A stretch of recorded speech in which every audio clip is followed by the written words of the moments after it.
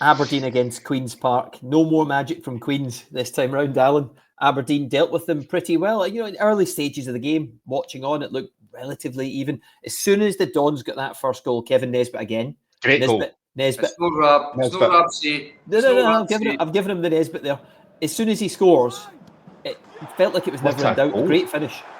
Yeah, I mean, I think maybe for Queen's Park was just a step too far. They had the giant killing against Rangers, but I think Aberdeen went out with a real strong team. Look at that, that was brilliant. Fair play to Dabba though. He gets up and he sorts himself out. Good movement to the back post. I thought Morris again was really good. Yeah. We know how dynamic he can be. He wants to take people on. I think it was 2 assists he got. But they just looked in control, really. I mean, Shinnie here, left foot, bang, good strike. Another goal. But I just thought in general, they just handled the whole situation well. They were professional, how they went about their business. This is what we're talking about. Do you have the pace just to go down the line, drive inside, and then can you pick somebody out?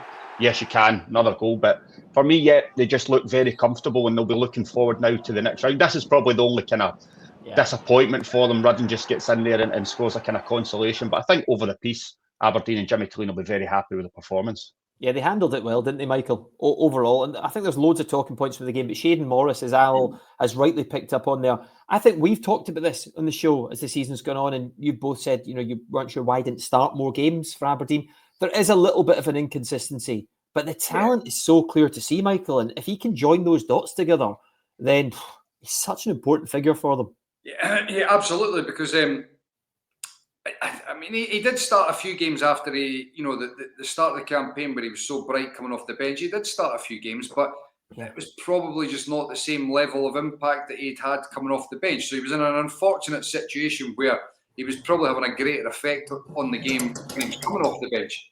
So, and then obviously Aberdeen were on a terrible run of form. They'd lost their way to a great extent.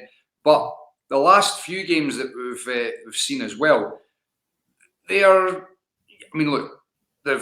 stopped the rot, that's for sure. They're starting slowly to turn things around, but they were definitely, the Dundee United game that obviously Alan and I were at, it was a massive one for them to come back and get 2-2, but it wasn't as if it was a fluent, brilliant performance, and they were to a great extent pretty toothless in that final third.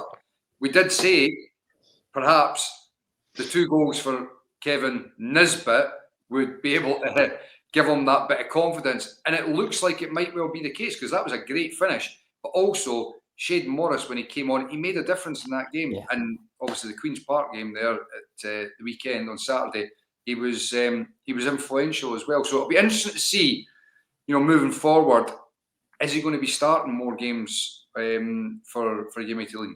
Yeah, Kevin Nisbet, there's even talk of a Scotland recall. I don't know if it's too early, Alan, if he needs a consistent run of form. Obviously, Scotland need options in that department. But he did an interview, I think you were there when he was speaking, talking about his confidence and how important these goals have been. And he does feel that his game's coming back. Good signs as well on a personal level for him. Yeah, well, and Jimmy Tilleen spoke about it. He's working hard in training. He's doing extra. He's now seen the goals return, and I think with that it breeds confidence. Of course it does. Playing week in, week out, scoring, that's what he's there for. And he spoke about when he signed for Aberdeen that he wants to get himself back in the Scotland squad. So you're giving yourself the best opportunity when you're putting in performances and scoring. Of course, he has to be consistent. He has to do it week in, week out. And it was always, I think, going to take him time to get back to the levels. But if he can get there, there's no doubt in my mind that he should be in the Scotland squad, but it's just about being consistent now because, as you rightly put it, they need options up top. Do you call on him now, Michael, or give him a little bit more time? I think he needs more time, to be perfectly honest. And I tell you what, I would probably, even if he was going to get called up into the squad, realistically, he's not going to. I wouldn't imagine he was going to be, having much game time. So I actually think it's probably better for him because he spoke about his fitness as well, and he was saying that he feels he's as fit as he has been since his time at Aberdeen. So he's had problems there, clearly.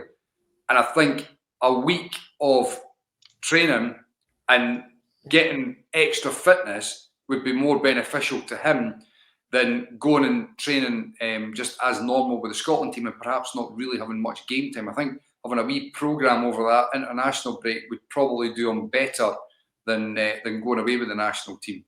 Yeah. Michael, thoughts on Ode Dabba?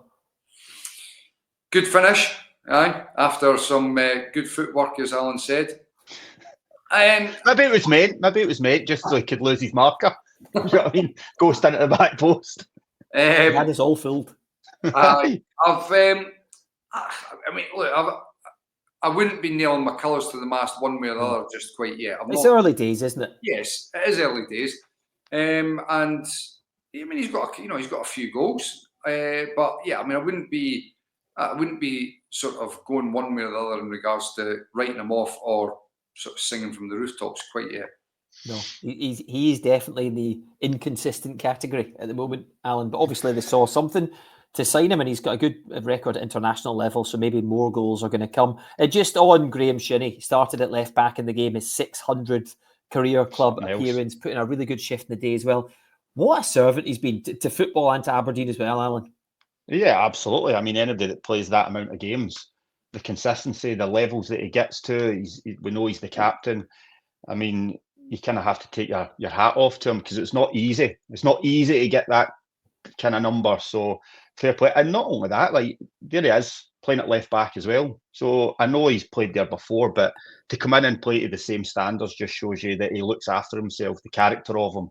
He must train really hard as well. And you can tell that he's really liked within the squad. So I think that's an unbelievable achievement. They've obviously got good genetics, Darrell, because his brother, who'll be involved later on the night, is he's playing at a fair age now as well. Yeah, he's a class act, though, isn't he? He's a leader, Michael, and there's so many Aberdeen managers before who have talked about his leadership skills, and you need a guy like that in the dressing room, don't you? Yes, yeah. Goes back to what we were just talking about. You know, you need a core of the team that have that are understanding of the place, the club, and can actually perform.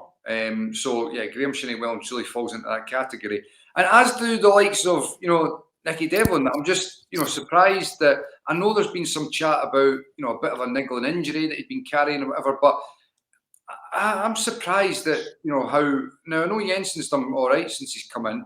I'm surprised at how much Devlin has been sort of pushed to the sides and not playing. And I think maybe somebody can correct me if I'm wrong here. I thought he'd signed a 2-year deal. He did. At Aberdeen. So he's I think it was November when he got a Scotland call up. He signed an extension at that point. So did he sign an extension? Mm-hmm. Yes. Right. Yeah, from memory. Yeah. Right. So but what I'm meaning was I thought originally he'd signed a 2-year deal at Aberdeen. I was just wondering whether he was out of contract at the end of the season. No, extension was signed. I'm almost certain in November. 99% sure he signed because I think they paid a lot of money for Jensen as well. They did. Yeah, I know. They did. But he must have been injured at the weekend, Michael. I know you're saying there's talk of an injury, but he wasn't even in the squad. Nicky Devlin. No. You don't leave Nicky Devlin in the squad. No, but you're right. You're talking about him getting back in the team. Yeah, of course, but that's what I mean. That obviously he's been on the bench, he's not been playing, then he's out the squad, and that's what I'm saying. I've heard, that there is a bit of discussion about carrying a niggling injury or whatever, but I'm just surprised at his gone from like a Graham Shinnie, a mainstay of the team, very important, to then being, not included. It's got to be. And knowing his personality as well, if it was a minor injury and there was any way he could get on the pitch, he would be there. So maybe they're just trying to get him right. Anyway, we'll see how that plays out. The final point I was going to make was that if he's not going to be involved in Aberdeen, there would be a number of clubs that would be loads saying, we'd be quite interested in taking him.